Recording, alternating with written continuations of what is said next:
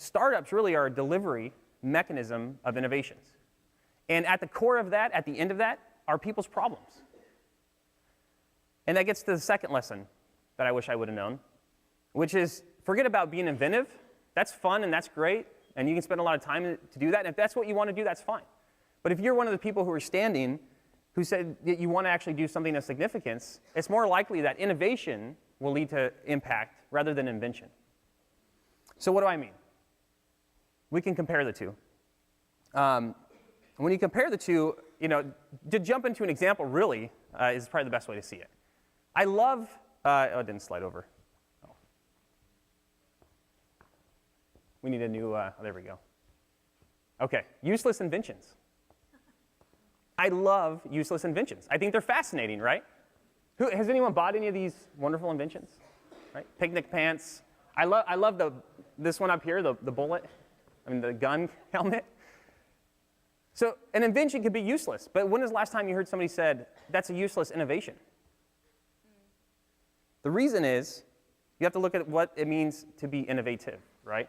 So invention is a part of the process, but it's small in comparison to innovation. So when I look at innovation, and you can go online and you can read papers about innovation processes and all these type of things, and you can come to your own conclusions. But when I look at innovation, this is how I see it. There's three major steps. There's invention or discovery. There is fabrication, where you're building the thing, and then there's delivery.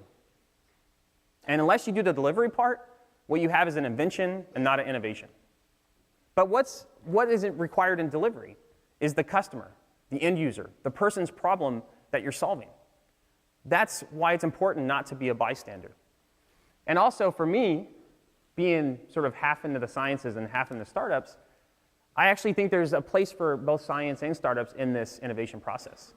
Because traditionally, universities are wonderful places of discovery and invention. And on the other side of the spectrum, businesses are really the change agents of society that are delivering the innovations to the target populations. So that's innovation. But you may be asking, okay, well, you're saying be innovative and not inventive, but how do we do that? What does that look like, and how do we become better at innovating? Oh, I have one more thing. This is another way to look at it before the next point. So this is not my graphic, but I think it's interesting. In that inventions, you put money into something to get ideas. That's an invention. An innovation is when you have an idea that actually generates money, right?